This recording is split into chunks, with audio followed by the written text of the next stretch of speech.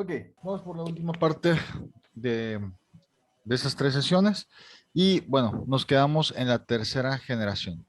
Entonces, aquí ya hay mucho progreso de la electrónica, los avances en la comunicación con las computadoras en la década de los 60 surge la tercera generación y de esta manera se inaugura con la IBM 360 en abril de 1964. ¿Qué características tiene esta tercera generación? Primeramente, la fabricación electrónica está basada en circuitos integrados. ¿Qué es un circuito integrado? Muchas veces si hemos abierto algún celular o algo, hemos visto unas cositas negritas que tienen así como muchas patitas. Dicen que son como cucarachitas, ¿sí? Son pequeños chips. Ujú.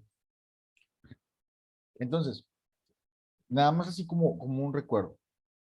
Empezamos con los tubos de vacío. Los tubos de vacíos literal tienen un tamaño, no sé, unos tal vez 4 centímetros, 5 centímetros tal vez. ¿Sí? Utilizaban mucho calor. Después, los tubos de vacío se vuelven un poquito más pequeños. Pensemos tal vez unos 3 centímetros. ¿Sí? De ahí nos vamos al brinco, que fueron los transistores, ¿no? ¿Cuánto pudiera medir un transistor? Algo chiquito, a lo mejor un centímetro. Esto tal vez mide un centímetro cuadrado, tal vez menos. La ventaja es que en este pedacito de electrónica hay unos 20 de estos internos, chiquitos, haciendo las funciones de estos tres. ¿Sí? Entonces, ¿qué pasa? Volvemos a lo mismo. Más chiquitas las piezas, se ocupa menos espacio, las computadoras son un poco más chicas, utilizan menos energía, menos calor producen y aparte tienen un procesamiento mejorado. Aquí ya se mantiene el control mediante los lenguajes de control de sistemas operativos. Aquí es un sistema operativo, ¿sí? Que es digamos que la interfaz de la computadora y el ser humano. Entonces, para la tercera generación, la IBM produce la serie 360 con todos estos modelos que están aquí, 20, 22, 30, etcétera, y utilizan técnicas especiales del procesador. Tenían unidades de cinta de 9 canales, que eran tipo la memoria, paquetes de discos magnéticos y otras características que ahora son estándares. No todos los modelos usaban estas técnicas, sino que estaban divididos por aplicaciones.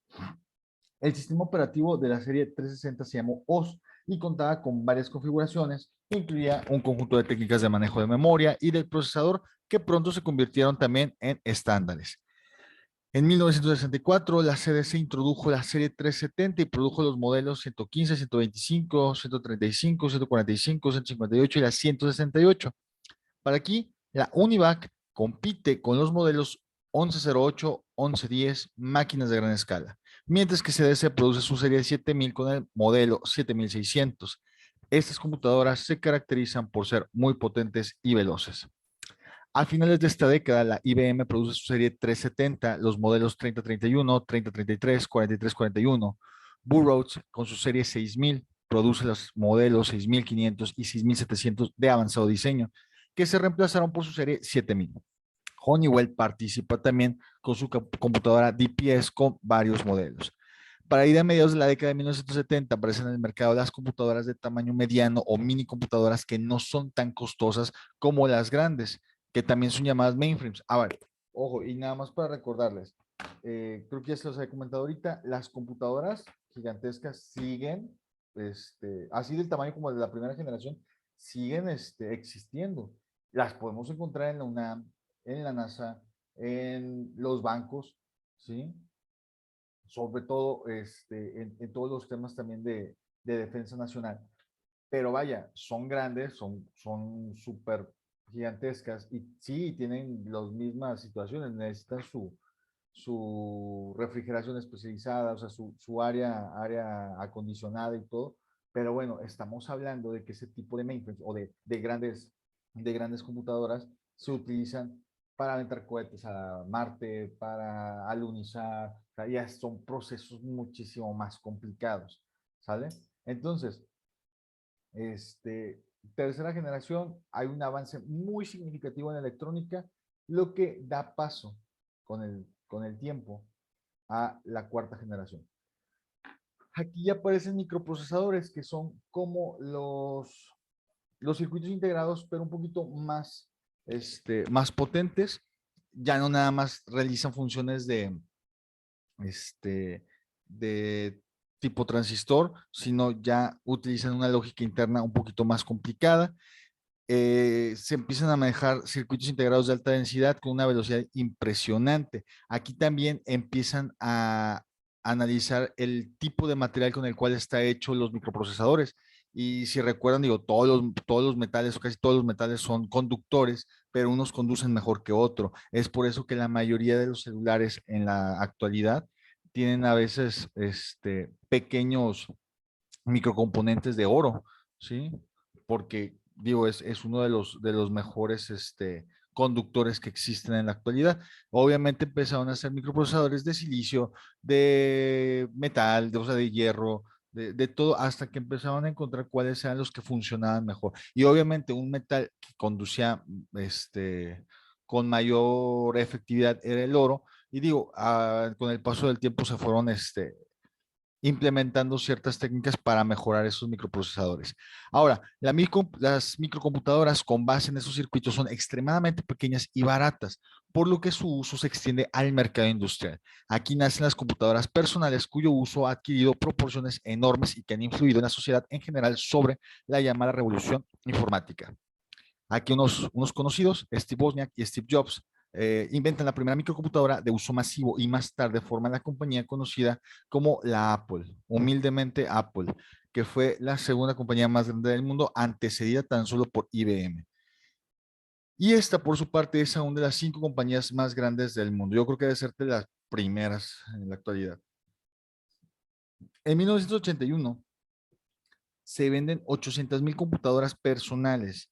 Al siguiente subió a 1.400.000. Entre 1984 y 1987, con una diferencia más o menos de 6 años, se vendieron alrededor de 60 millones de computadoras personales, por lo que no queda duda que su impacto y penetración en el mercado ha sido enorme. Y más ahorita, o sea, yo creo que los niveles de producción de computadoras ahorita en la actualidad con los temas de COVID y todo eso, digo, se han vuelto parte fundamental y necesaria para poder seguir la vida. Mejor ejemplo que podamos tener es justamente las clases en línea, ¿sí? Por temas de COVID, que ahorita está repuntando, que no podemos regresar a las escuelas, bla, bla, bla. Entonces, la solución es, pues, desde casa, seguir haciendo lo nuestro, ¿no? Con todas las medidas responsables. Ahora, con el surgimiento de las computadoras personales, el software y los sistemas tampoco se pueden quedar atrás. Entonces, han tenido un considerable avance porque han hecho más interactiva la comunicación con el usuario. Surgen otras aplicaciones como los procesadores de palabra, las hojas electrónicas de cálculo, paquetes gráficos, varias respuestas a problemáticas de la vida diaria de las personas.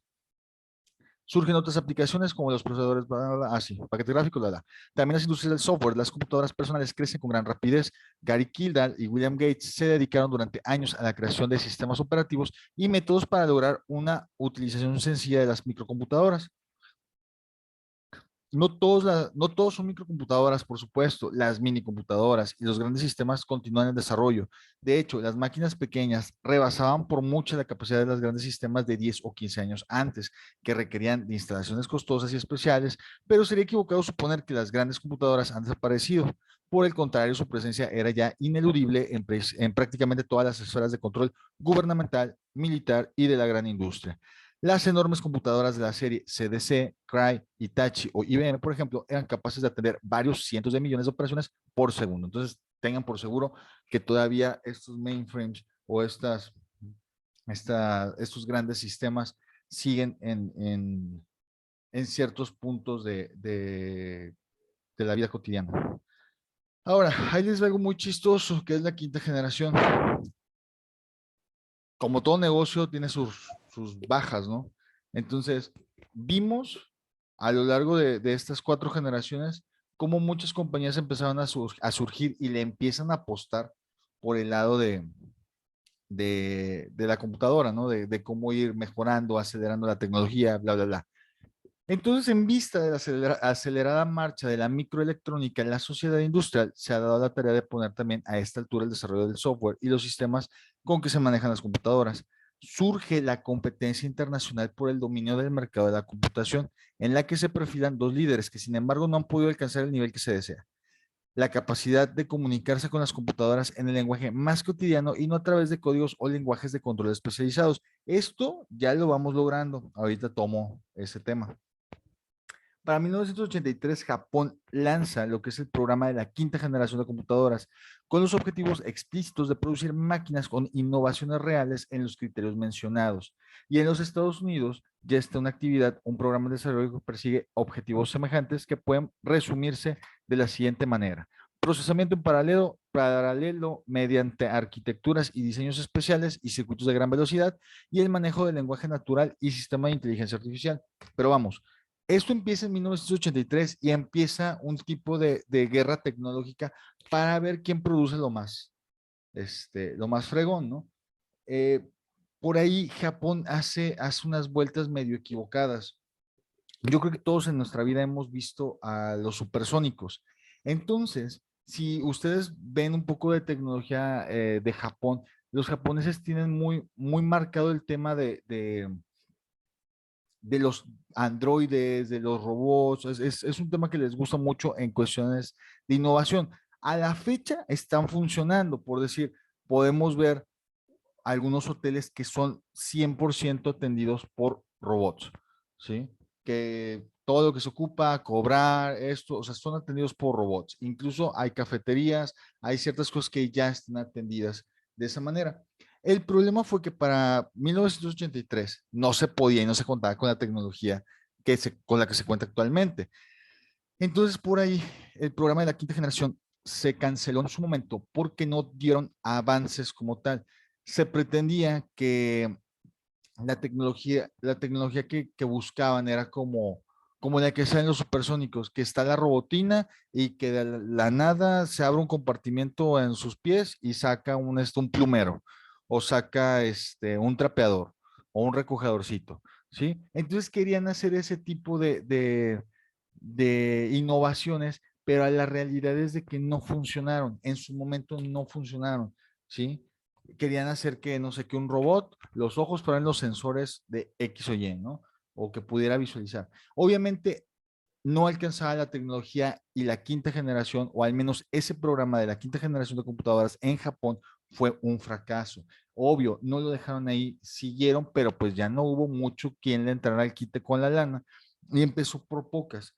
Habla también de que Estados Unidos está previendo un manejo natural del lenguaje y eso ya lo tenemos. Podemos decir que estamos viviendo el principio de la quinta generación con ganas de empezar una sexta, pero aún no completamos la quinta. ¿Cómo es la quinta? Sobre todo en el manejo del lenguaje natural. Todos hemos conocido los asistentes virtuales como el Google Home, el Alexa, el Siri, eh, ¿cuál más? Eh, asistente virtual de Google, ¿sí? A los cuales les podemos hablar de una manera muy natural, ¿sí? Incluso por decir, el asistente que tenemos en nuestro celular es un poco más metódico y más técnico. Tienes que hablarle como encender cámara, ¿sí? Ok, y ya te lo enciende. Escribir mensaje y ya, te manda los mensajes, ¿no? De hecho, inténtenlo, la mayoría de los smartphones lo tiene. Le das, a ver, déjame ver el mío. Creo que le das 2 veces clic o dejas presionado. Escúchale, ¿no?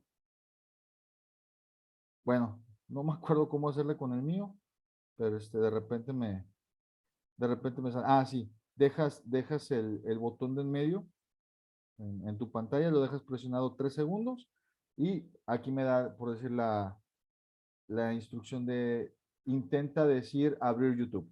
Sí, pero fíjense, me está dando la opción tomar una selfie. Lo acabo de hacer, me acaba de desbloquear y es mi asistente, ¿no? Y ya me acaba de prender la cámara. Entonces, el asistente virtual de Google es un poco más metódico. Quien tenga un Alexa o un Google Home se va a dar cuenta que ya se empieza a manejar el lenguaje natural. O sea, yo por decir, le puedo decir, Alexa, sube el volumen al máximo y ya, me lo sube. Oye, Alexa, pon música y ya, pone música. Oye, no sé, a mi hijo le funciona mucho porque le dice, Alexa, cuéntame un chiste. Y, o sea, ¿cómo le vas a decir eso a una computadora, no? Y eso lo tenemos actualmente, ¿sí? Nada más que obviamente tiene sus limitantes, tiene sus pequeños limitaciones aún. Sí, pero digo, de que estamos entrando en la quinta generación, que la estamos prácticamente viviendo, es un hecho, ¿sí? Falta poco para que a lo mejor la tecnología nos vaya incluso tal vez rebasando. Hay muchos sistemas de navegación en los carros. O sea, ya en las computadoras o todo lo que es la informática ya está entrando en cada aspecto de nuestras vidas, ¿sí? Entonces, con eso terminamos la quinta generación. Y aquí me equivoqué, es de Von, esto va separado, es de Von. Vamos a ver lo último, el modelo de von Neumann, ¿sí? Las computadoras digitales actuales se ajustan al modelo propuesto por el matemático John von Neumann. De acuerdo con él, una computadora debe de tener la siguiente estructura.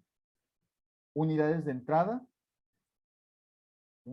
Que nosotros a una computadora podamos ingresar, ¿sí? O sea, que tenga la forma de que nosotros podamos ingresar datos y desde datos te hablo de que tengas un teclado y puedas escribir, una unidad de procesamiento central que al momento que nosotros estemos escribiendo y estemos mandando los datos, los recibe la computadora, los procese y nos lo muestre en pantalla como lo que nosotros queremos. Si tú en tu teclado de la computadora presionas una R, en cuestión de microsegundos,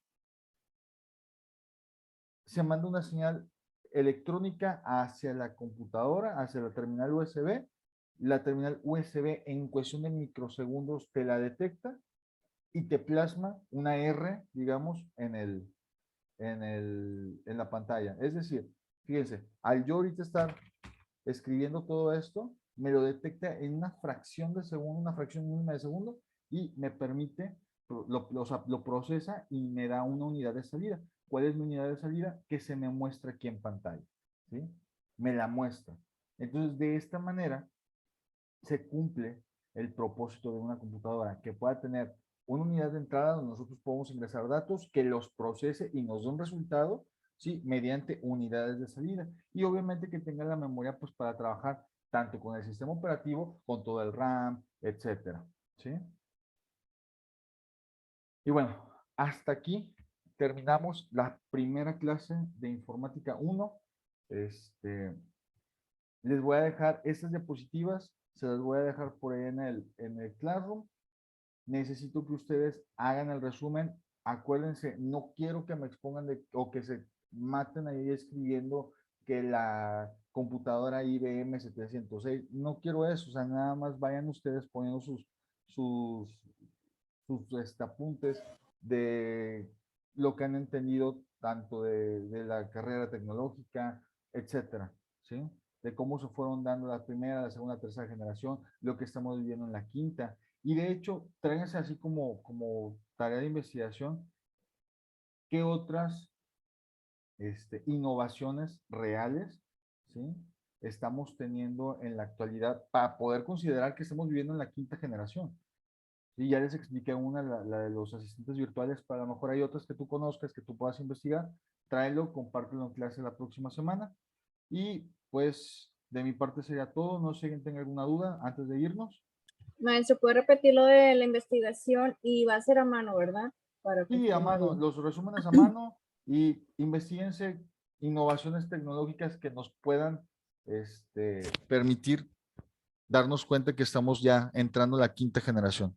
O sea, hablamos de la quinta generación tanto en temas de tecnología, de el hardware que se puede utilizar en los diferentes este,